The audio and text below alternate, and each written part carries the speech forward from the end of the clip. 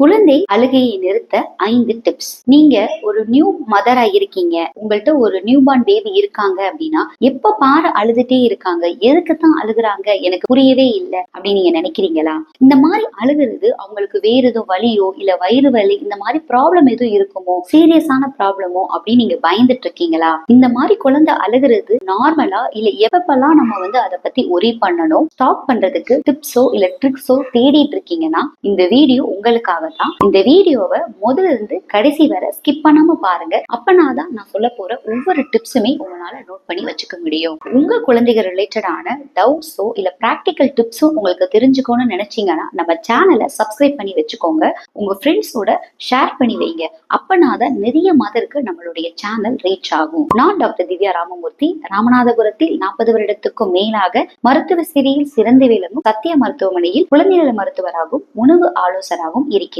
நம்ம பெரியவங்க நம்மளுக்கு வர்ற எமோஷனல கோபமாவோ இல்ல சந்தோஷமாவோ பேசியோ நம்ம தீர்த்துக்கிறோம். அதே மாதிரிதான் குழந்தையுடைய எமோஷனல் லாங்குவேஜ் அப்படின்னு சொல்லக்கூடியது இந்த கிரையிங். நம்ம குழந்தை அப்படின்னாவே சிரிக்கிறது மட்டும்தான் அழகுன்னு நினைக்கிறோம். இல்லங்க, ஒரு குழந்தை அழுகிறது கூட ஒரு அழகான விஷயம்தான். ஏன் அப்படின்னா அது ஒரு அழகான லாங்குவேஜ் கம்யூனிகேஷன். ஒரு குழந்தை தனக்கு தோணக்கூடிய விஷயங்களை கம்யூனிகேட் பண்றதுக்காண்டி தான் அழுகுறாங்க. குழந்தையுடைய மொழியே அழுகைதான். இப்படிப்பட்ட அழுகை கூட ஒரு காரணங்கள் இருக்கும். முதல் காரணம் குழந்தை பசியா இருக்காங்க அப்படின்னு சொல்லிட்டு. பசிக்கிற குழந்தை எப்பயுமே அழுகதான் செய்வாங்க. சோ குழந்தை அழுகுறாங்க அப்படின்னாவே எல்லாரும் சொல்றது பால் கொடுங்க அப்படின்னு சொல்லிட்டு. ஆனா அது மட்டுமே காரணம் இல்ல, நிறைய காரணங்களும் இருக்கதான் செய்யுது. சோ குழந்தை அழுதாதான் பால் கொடுக்கணும் அப்படிங்கிறது அவசியம் இல்ல. இங்க நான் சொல்ல போற டிப் என்ன அப்படின்னா, உங்க குழந்தை அழுகுறதுக்கு முன்னாடியே நீங்க அதை கண்டறிஞ்சு பால் கொடுக்குறீங்க அப்படின்னா ரொம்பவே நல்லது.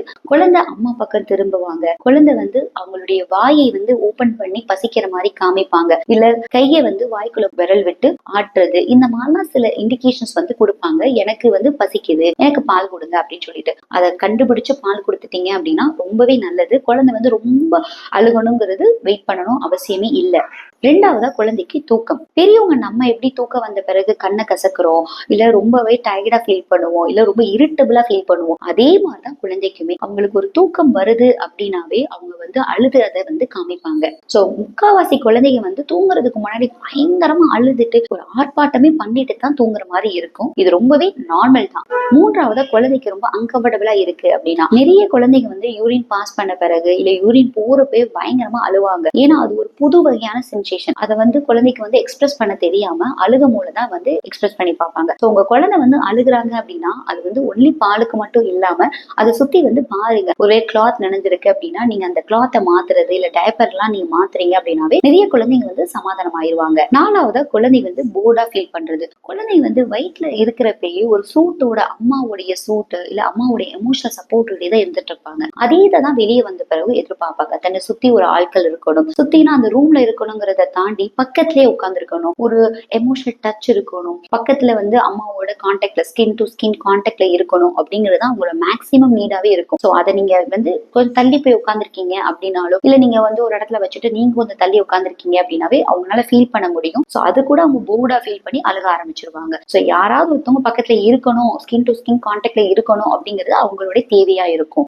ஐந்தாவதா ஒரு பெயின் அப்படின்னாவே மோஸ்ட் காமன் கோலிக் பெயின் அப்படின்னு சொல்லக்கூடியது. பால் கூட சேர்ந்து கேஸையும் சேர்ந்து முழுங்குறாங்க அப்படின்னாவே இந்த கோலிக் பெயின் ஸ்டார்ட் ஆகும். சோ நிறைய குழந்தைங்க ஒரு ஈவினிங் டைம் அப்படியே கையை முறுக்கிக்கிட்டு அழுகிறது, ரொம்ப வீல் கத்துறாங்க அப்படின்னாவே இந்த கோலிக் பெயின் தான் முக்காவாசி காரணமா இருக்க முடியும். இது போக பெயின் அப்படின்னா காது வலியா இருக்கலாம், இல்ல வாயில பாத்தீங்க அப்படின்னா பால் குடித்து அதோடைய தடம்லாம் இருக்கு, வெள்ளை வெள்ளையா இருக்கு அப்படின்னா கேண்டிடியாசிஸ் சொல்லுவோம். அந்த மாதிரி விஷயத்துக்கு அழுகலாம். நெக்ஸ்ட் உங்க குழந்தைக்கு கோல்டு டைட்ல எல்லாம் நேசல் பிளாக், மூக்கெல்லாம் அடைச்சிருக்கு அப்படின்னா ரொம்ப அன்கம்ஃபர்டபிளா இருக்கும், அதனால கூட அழுகலாம். இங்க நான் சொன்ன காரணங்கள் எல்லாமே உங்களுக்கு புரிஞ்சாலுமே நடைமுறையில என் குழந்தை அழுகிறப்ப என்ன காரணமே தெரியல அப்படின்னு சொல்லிதான் நிறைய மதர் பயப்படுவாங்க. அப்படிப்பட்ட மதர் தான் நீங்க அப்படின்னா கமெண்ட்ல எஸ் அப்படின்னு தெரியப்படுத்துங்க. உங்களுடைய கமெண்ட்ஸை நான் படிக்கிறேன். உங்க குழந்தை ரிலேட்டடான ஆன்லைன் கன்சல்டேஷன் வேணும் நீங்க நினைச்சீங்கன்னா டிஸ்பிளேல தெரியிற நம்பரை யூஸ் பண்ணி என்னோட ஆன்லைன் கன்சல்டேஷன் நீங்க பெற்றுக்கலாம். இந்த மாதிரி அழுகிற குழந்தைக்கு என்னென்ன செய்யணும்? ஃபர்ஸ்ட் அவங்களுக்கு ஃபீடிங் நான் முன்னாடியே சொன்ன மாதிரி நீங்க அழுத பிறகுதான் கொடுக்கணுங்கிற அவசியமே இல்லை. அதுக்கு முன்னாடியே அவங்களோட க்ளூஸ் எல்லாத்தையும் கண்டுபிடிச்சிட்டு நீங்க வந்து கொடுக்கறது ரொம்பவே நல்லது. டிமாண்ட் அண்ட் ஃபீடிங் அப்படிங்கிற கான்செப்ட் அவங்களுக்கு எப்பெல்லாம் தேவையோ நீங்க அப்பெல்லாம் ஃபீடிங் வந்து பண்ணிதான் ஆகணும். நிறைய மாதிரி என்ன சொல்றாங்க அப்படின்னா, யூரின் இப்பதான் போனா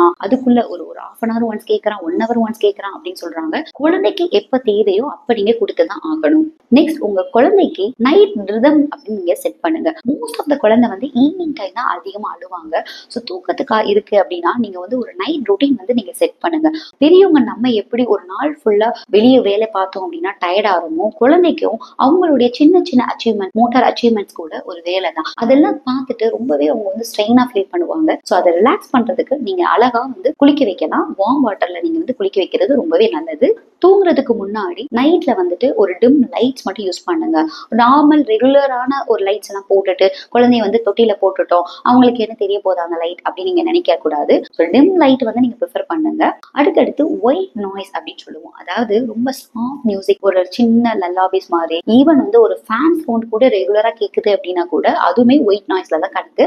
ஸோ அந்த மாதிரி வந்து ரெகுலரா ஒரு நாய்ஸ் வந்து இருக்கலாம். இல்ல அம்மா வந்து அழகா ஒரு பாட்டு பாடலாம். இந்த மாதிரிலாம் நீங்க பண்ணி அவங்கள வந்து காம் டவுன் பண்ணி தூங்க வைங்க. Next swaddle. ஸ்வாடல் அப்படின்னாவே நிறைய டெக்னிக்ஸ் இருக்கு. அதை நீங்க நல்ல ப்ராப்பரா வந்து உங்க குழந்தைக்கு வந்து பண்ணி வைங்க. இந்த குழந்தை வந்து வயிற்றுல இருக்கிறப்ப ஒரு அம்மாவுடைய சூட்டோடையோ ஒரு அரவணைப்போடையே இடத்துலயே இருக்கிறாங்கல்ல, அதே மாதிரி ஒரு நெருக்கமான இடம் தான் வந்து வெளியே வந்த பிறகும் எதிர்பார்ப்பாங்க. ஸோ நீங்க அழகான ஒரு கிளாத்தை வந்து ஸ்வாடல் பண்றப்போ ஒரு குட்டி நெருக்கத்துல அவங்க இருக்கிறப்ப அம்மாவோட இருக்கிற மாதிரியே அவங்களும் ஃபீல் பண்ணி அதுவே நிறைய குழந்தைய காம் டவுன் பண்ணும். நெக்ஸ்ட், உங்க குழந்தை அதிகமா காத்து முழுங்குறாங்க அப்படிங்கறனாலதான் இந்த கூலிக் பெயின்லாம் வருது நான் சொன்னேன். அதை நீங்க அவாய்ட் பண்ணணும் அப்படின்னா குழந்தைக்கு வந்து பர்ப் பண்ணி வந்து தூங்க வைக்கணும். 15 to 20 minutes வந்து ஃபீட் பண்ணி முடிச்சோடனே நீங்க பர்ப் பண்ணிட்டு தான் வந்து குழந்தைய வந்து படுக்க போடணும். நீங்க குழந்தைய பயங்கரமா ஃபோர்ஸ் அப்படி அடிக்கணுங்கிறது அவசியமே இல்லை.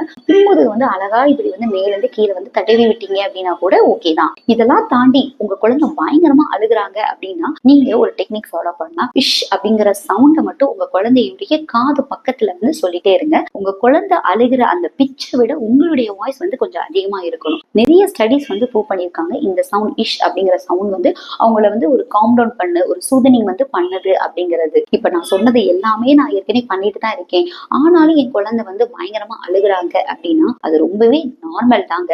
ஏன் அப்படின்னா பர்பிள் கிரை, அதாவது உங்க குழந்தை வந்து 2 மாசத்துலலாம் பயங்கரமா இதை நீங்க நோட் பண்ணுவீங்க. ஒரு 3-4 மாசத்துல வந்து இது சரியாயிரும். அன்எக்ஸ்பெக்டட் கிரையா இருக்கும். அதாவது இது இப்பதான் அழுவாங்க அப்பதான் அழுவாங்க அப்படின்னா இல்ல, ப்ரிஃபரபிளி வந்து ஈவினிங் டைம் தான் வந்து ஒரு குழந்தை வந்து அழுவாங்க. நீங்க என்னதான் குழந்தைய கன்சால்ட் பண்ணணும்னு நினைச்சீங்க அப்படின்னா கூட எது பண்ணியுமே அவங்களை கன்சால்ட் பண்ணவே முடியாது. முக்கியமா இவங்க அழுகிறப்ப முகமே வந்து ஏதோ வந்து வலியில துடிக்கிற மாதிரி வந்து அவங்க முகம் இருக்கும். மதர் வந்து உண்மையிலேயே வந்து குழந்தைக்கு ஏதோ ஆச்சு போல அப்படின்னு சொல்லி பயப்படுவாங்க. சம்டைம்ஸ் வந்து ரொம்ப நேரத்துக்கு அழுவாங்க. ஈவன் 5 to 6 hours கூட வந்து கண்டினியூஸா அழுதுட்டே இருக்கிற மாதிரி இருக்கும். ரீசெண்டா என்னோட ஓபியில ஒரு மதர் வந்திருக்காங்க. அவங்க வந்து பச்சின குழந்தைய அழைச்சிட்டு வரப்ப பயங்கரமா அழுதுட்டு இருக்காங்க. என்ன அப்படின்னு கேட்டா என் குழந்தை எதுக்கு அழுகுதுன்னே தெரியல, பயங்கர ஹை பிச்சில் அழுகுறாங்க, இதே மாதிரி அழுகுறாங்க டாக்டர் அப்படின்னு சொல்லி. அந்த குழந்தை வந்து ஒரு 2.5 மாச குழந்தையா இருக்காங்க. அப்ப எல்லாத்தையும் ரூல் அவுட் பண்ணி பாக்குறப்ப வேற எந்த காசுமே இல்ல, இந்த பர்பிள் கிரையா தான் இருந்தது. அவங்களுக்கு நான் சொல்லி வச்சது அதுதான். உங்களுக்கும் அதே தான் நான் சொல்றேன். பர்பிள் கிரை அப்படிங்கிறது ரொம்பவே நார்மலான இதுதான். நிறைய ஸ்டடிஸ் ப்ரூவ் பண்ணிருக்கு. இதுக்குன்னு ஒரு பர்டிகுலர் காரணம் அப்படிங்கிறது இல்லவே இல்லை. சோ இதே மாதிரி அழுதுட்டு இருக்க குழந்தைக்கு எப்பதான் நம்ம ஒரி பண்ணணும் அப்படின்னா, ஃபர்ஸ்ட் உங்க குழந்தை வந்து நான் சொன்ன மாதிரி கோலிக் பெயின் ரொம்ப சிவியரா இருக்கு, அவங்களால தாங்கவே முடியல, எவ்ரி ஈவினிங் வந்து முறுக்கிட்டு அழுகுறாங்க, அதோட சேர்ந்து குழந்தைக்கு வந்து மலச்சிக்கல், டயரியா இல்ல கான்ஸ்டிபேஷன் இந்த மாதிரிலாம் ப்ராப்ளம் இருக்கு அப்படின்னாலும், இல்ல உங்க குழந்தை வாமிட் பண்ணிட்டே இருக்காங்க, பால் எல்லாத்தையும் பயங்கரமா கக்குறாங்க, ஃபீவர் இருக்கு அப்படின்னாலும், இந்த கிரை வந்து த்ரூ அவுட் தி டே காலையில இருந்து நைட் வரைக்கும் அழுதுட்டே இருக்காங்க அப்படின்னாலும், இல்ல இந்த மாதிரி அழுதுட்டு ரொம்ப டயர்டா லெத்தார்ஜியா ஃபீல் பண்ணி அப்படியே படுத்துடுறாங்க அப்படின்னாலும், இல்ல